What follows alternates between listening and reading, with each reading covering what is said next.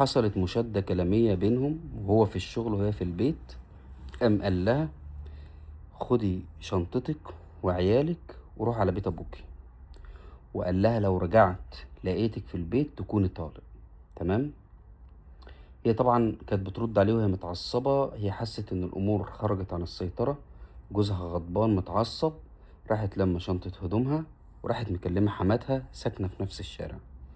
قالت لها: ازيك يا طنط؟ قالت لها: ازيك يا حبيبتي؟ قالت لها: انا وفلان اتخانقنا وقال لي روحي بيت اهلك، وانا لو رحت وبابايا شافني جايه مطروده وغضبانه الموضوع هيكبر. قالت لها: انا والله عيني العقل، تعالي يا روح قلبي معايا عندي في البيت وانا هكلمه اهديه. قالت لها: يا ريت ما تكلموش دلوقتي علشان هو متعصب. وخدت الولاد بعد ما رجعوا من المدرسه وشنطه هدومها، قالت لهم: احنا رايحين نزور تيتا. تمام. راحت قعدت عند حماتها، هو رجع من الشغل لقاها مش موجودة في البيت.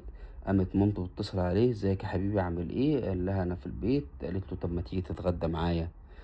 ما قالتلوش بقى مراتك هنا ولا انت ايه اللي حصل ما بينكم.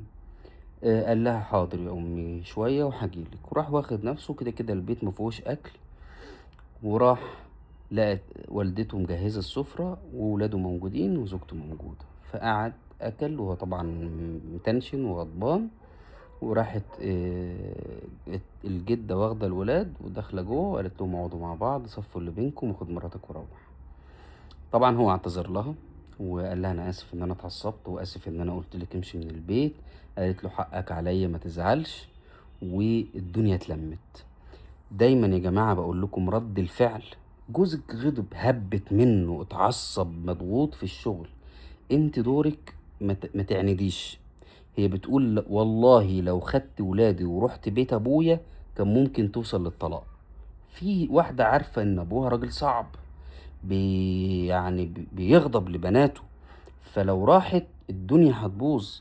فعشان كده الست الذكية تلم الموضوع، والراجل العاقل ما يقفلش الباب. يعني انت واحد في مرة قال لمراته: ما تفتحيش شباك المطبخ.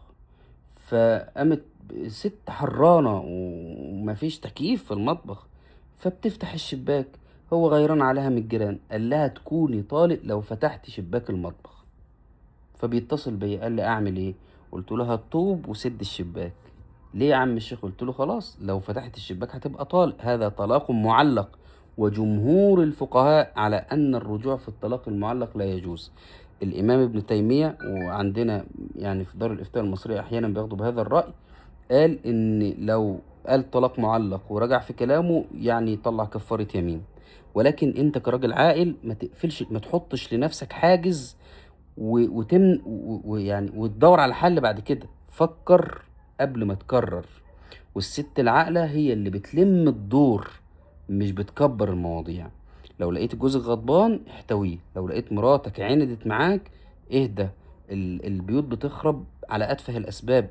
لازم نشغل ده، لازم يعني نسامح بعض، نعذر بعض علشان الدنيا تمشي بينا وبين بعض. ربنا يهديكم ويهدي سركم ويلم شملكم ويفرحكم بأولادكم ويخرج شياطين الإنس والجن ويعصمكم من أفكار السوء وأصدقاء السوء. اللهم آمين. سلام عليكم.